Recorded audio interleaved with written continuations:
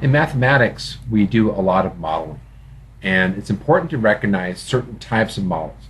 And what's even more important is the idea that the models in many ways behave the same way. So the different models we're going to look at we call parent graphs. And the way they be formed is going to be very similar. That's why the transformations that we look at are all going to follow the same kinds of rules. So let's take a look. First of all, we want to recognize the different models we're going to use. So we want to be able to be aware of what kind of parent is and what its equation is. So the first one is a parabola. So its parent graph is y equals x squared. Very common one we're going to use. Anytime we have a quadratic function, we can model it by parent graph of y equals x squared. Then we also have y equals x cubed. You recognize x cubed is kind of making this little twist right here. This point where it twists is called an inflection point, and that's the point we're going to look for when we're looking at transformations. Its equation is y equals x cubed, so that's a cubic. This next graph has two different names you might see. It is y equals 1 over x, and some people will call it a hyperbola, which is correctly defined. Also, they may call it the reciprocal function. If you do 1 over an equation, it takes a reciprocal. That's what it does. So it's a good way of looking at it is called the reciprocal function. What we look for here is where do these two asymptotes cross. See where 0, 0 is? That's where the asymptotes are crossing. So graph approaches the asymptote as it heads towards a particular value or towards infinity. Next one, this is probably our hardest one to deal with, is y equals 2 to the x. And we just use 2 to the x as our basic one, but we can actually use any kind of base, and being familiar with the different kinds of bases is a good idea. But we're going to use this as our parent graph to represent exponentials. What we need to look for here is we have a horizontal asymptote that runs along the x-axis right here. This is a horizontal asymptote. This is going to determine our shifts up and down.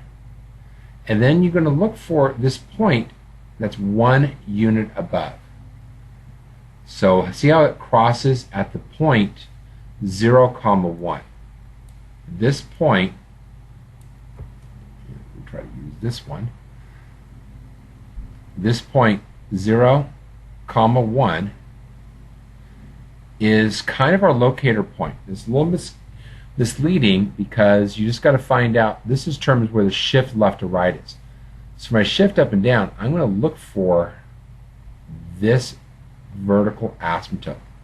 So we're going to practice this one a little bit so you'll see exactly what I'm talking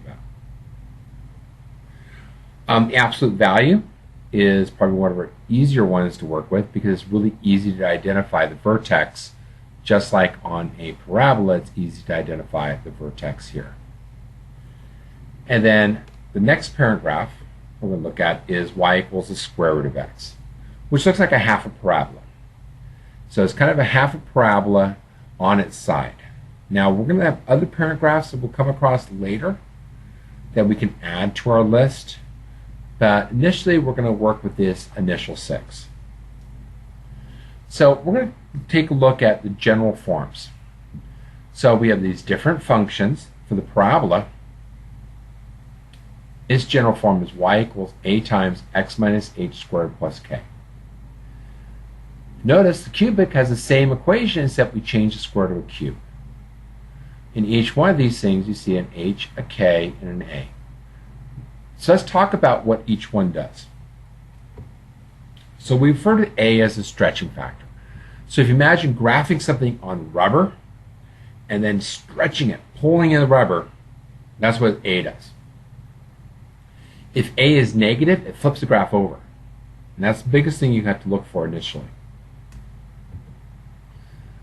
The value of k shifts the graph up or down. If you think about it, it makes sense. If I add a number to my equation, it makes y increase, or if I add a negative, it makes it decrease. So that's going to cause the entire graph to shift up if I add a positive number. If I subtract a number from it, it's going to make the graph shift down. A little bit harder one is the concept of H. H shifts the graph left or right. And what we're really doing is relocating where is 0. What makes 0 happen when we apply our main rule, like the square? So if x equaled h, like in this example right here, I'd get 0. I get 0 squared. That's going to cause me to have my vertex. That's where my locator point is. And because of that, because we have that situation where we have the minus h, things kind of behave opposite. So we're trying to figure out what will make this equal 0. And that's kind of what you're looking at. So h causes the graph to shift left or right. You've got to think of it working like an opposite. So if I have like x minus 5, it's going to move it forward to the right 5. If I have x plus 2, it's going to move it to the left 2. So I'm figuring out what will make it equal 0. Because if I had x plus 2, if I plug in negative 2, it makes it equal 0. That's why it works. You have to understand mostly how it works. Okay, so let's take a look. First thing we want to do is figure out, okay, our parent graph is a parabola. And I see my vertex is right at this point right here. So this graph has been shifted to the right 3 units. So now I'm going to put it in. So shifts left to right, remember we work opposite. That's what goes in parentheses. So my equation is y equals x minus 3 squared. Shifted to the right. If I plug in 3, I get 3 minus 3 is 0, 0 squared. That's why the vertex occurs right here. It did not get shifted up or down, so I have nothing to add to it. Okay, this time we have our parent graph is y equals x cubed. See that twist? It's shifted to the left 2 and down 1. So I'm looking for that point right here. That's called an inflection point. So I'm going to have to do the opposite of going to negative 2. So I'll do x plus 2 cubed. And then subtract 1 will make it shift down 1. So take a moment, look at it to make sure it's clarified. Remember, we work opposite for our shifts left and right. Up and down goes after the equation. Okay, this time, if you look at this graph, well, I recognize that V shape. That makes an absolute value graph. And I can see it's turned upside down. It's really easy to see this, so I know it's been flipped. And my vertex, I've shifted to the right 1 and up 3. So my vertex is at the point 1, comma 3. So it's always be nice to be aware where the point is. So it's flipped, shift to the right 1, and up 3. So the flip is going to cause me to have a negative out in front of the absolute value. But I'll do x minus 1, and then on the outside of the absolute value, I'll put plus 3. This caused me to shift it to the right 1. This caused me to shift it up 3. This caused me to flip the graph. It's understanding what the transformations do. This one we have an exponential.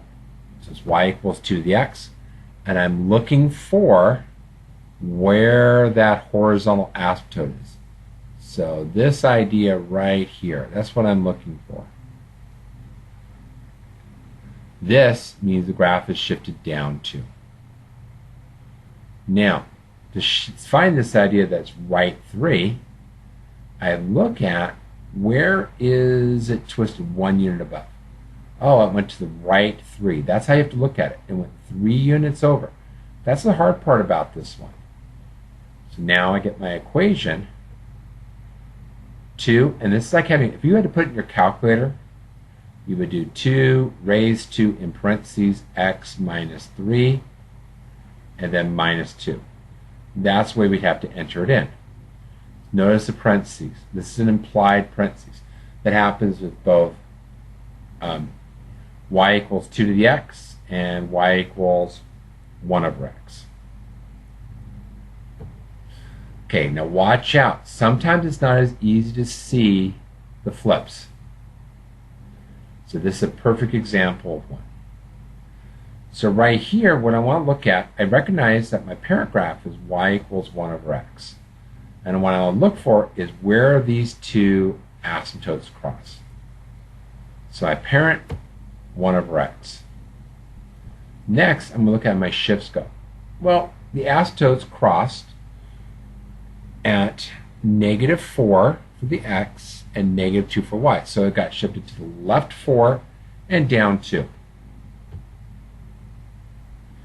And then the flip is a little harder to see. The parent graph for y equals 1 over x goes like this. And here's a trick for 1 over x. This right here in this quadrant, it's positive, positive. In this quadrant, it's negative, negative. If I multiply positive times positive, it's positive. Negative times negative is positive. That is a positive case. Now, if I'm in the second quadrant, it's negative, positive. If I'm in the fourth quadrant, I am positive, negative. Now, if I went and multiplied a negative times a positive, my result, negative. Positive times negative, result, negative. So see how this one looks like? I shifted the graph, but it's like having the second and fourth quadrants. Oh, it's negative. The positive one's right here. So imagine it's multiplying those two values. So that might help you to be able to figure that out. Okay. It is flipped, and that's what we have to realize. So my equation, the flip is -1. I don't need to have the parentheses there, but I want to make sure you're aware that's an implied parentheses if I didn't have it, with the x plus 4 and then -2.